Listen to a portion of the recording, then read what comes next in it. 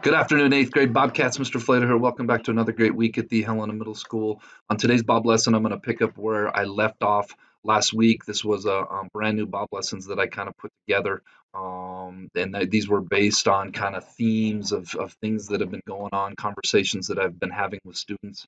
I'll never forget in grad school, one of the main teachers said, "Never be afraid to let kids teach you," and that's something I've always taken to heart, and I've learned so much from talking and working with students at HMS and wanted to reflect a little bit on this thing, self respect, and what self respect looks like, but also having a healthy level of selfishness at a time where all you hear is be selfless, help others, be empathetic, which is super, super, super important. I'm kind of talking out of two sides of my mouth here these weeks.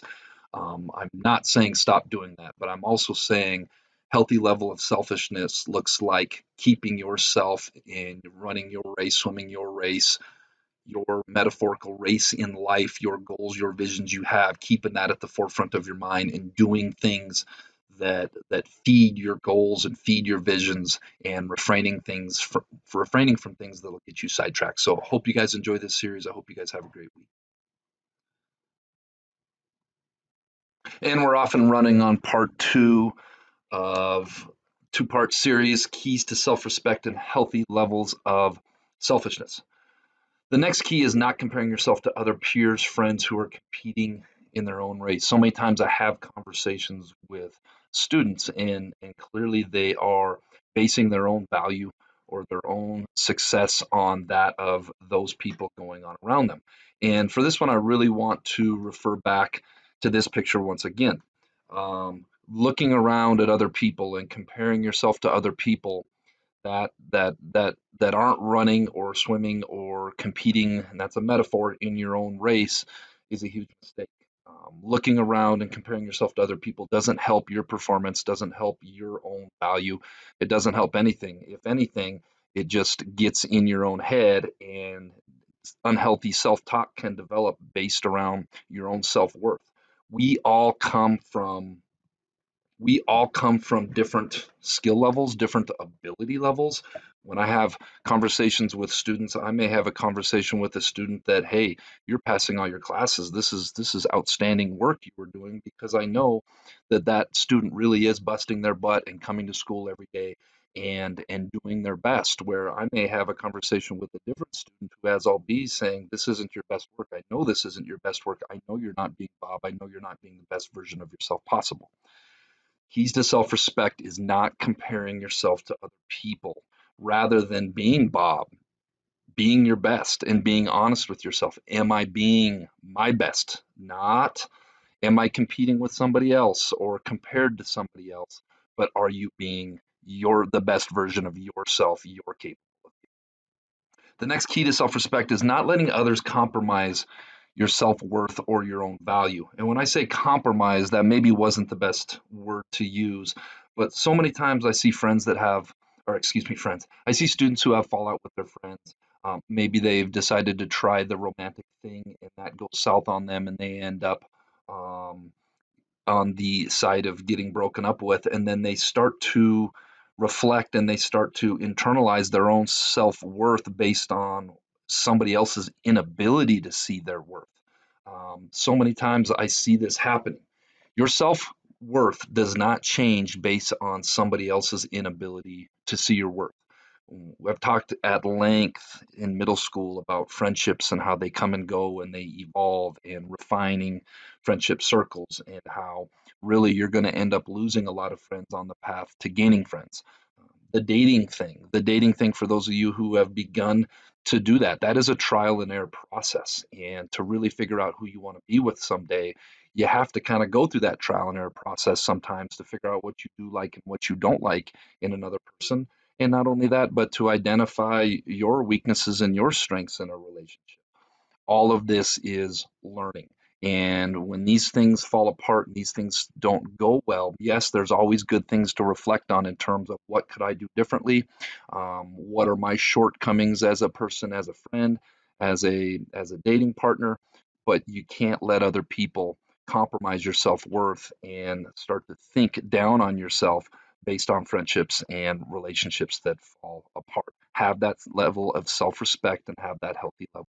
The third key to self-respect is making sure your bucket stays full. When I'm talking about bucket, I'm talking about emotional energy bucket of being recharged. Hopefully, we're doing self-care, but emptying your own bucket on others and not taking care of yourself. This is something that a lot of people that are very empathetic, that care about others, I see sometimes do. And when this happens, you end up spending all of your times and all of your emotional energy helping other people, and then you don't leave yourself anything for yourself. I think it's great to be empathetic. I think it's great to be caring, to be a giving person. But a key to self respect is making sure that your bucket stays a little bit full.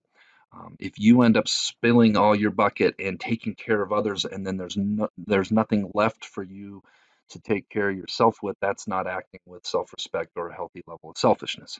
In other words, a healthy level of selfishness is having some mindfulness and being aware of where your mental and emotional energy is. And sometimes that might mean having to tell a friend, "Hey, I'm sorry you've got this going on, but I'm really trying to take care of myself today. I'm not in a great spot myself."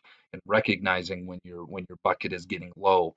And that's one thing I see some students not doing a great job of. They end up expelling all of their emotional energy on their people around them, and then there's nothing left for them, and then they in turn end up. All right, the last one on this series is key to self-respect and healthy levels of selfishness is I see this all the time, people engaging in conflict with authority figures. If you go back to the beginning of this of what I talked about, hopefully self-respect is rooted in having a goal and having a vision for yourself. And in order to obtain that goal, in order to get where you want to get, it takes a game plan of waking up every day, investing in yourself, growing as a young person, etc. So many times I see kids that engage in conflict with teachers or other authority figures when clearly you're not going to win that power struggle. That doesn't mean that sometimes we don't have to have productive conversations about things that we disagree with people. That is a part of life as well. And I encourage everybody to find their strength. If there's something you really believe in, something you feel strongly about, to sit down in the right environment with the right tone, using the right language, and have those discussions.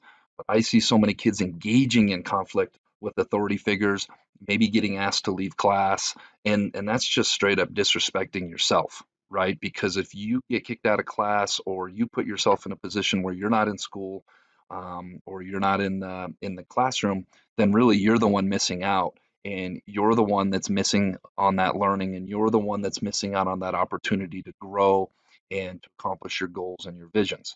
So the last one is the key to self-respect and healthy level of selfishness is disengaging in conflict with authority figures when it's not necessary to have that conflict.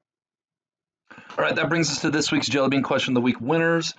We've got Sweet Caroline, Jasmine Fish, Seth Lieberg, Chase Foster, and Morgan May. The answer to last week's Jelly Bean Question of the Week: what are the two things you can't eat for breakfast? Well, obviously lunch and dinner. Nice job, you guys. This week's Jelly Bean Question of the Week: what five-letter word would be pronounced the same even if the last four letters were removed? Do you think you know? Submit your answer to the Bob Box and tune in next week to see if you're a winner. All right, Bobcats, let's make it a great week at the Helena Middle School. One quick final note. We are once again doing the winter snack bags. If you are a student, okay, that could use a winter snack bag, please come grab one of these forms in the counseling center right by the lamp, fill it out, and put it in the envelope. If you are a student that has food at home and food is not an issue over break, please refrain from filling these out. If you are a student where food gets short over Christmas break, come definitely fill one of these out. Let's make sure we get it done this week so we know how many snack bags to make. Make it a great week.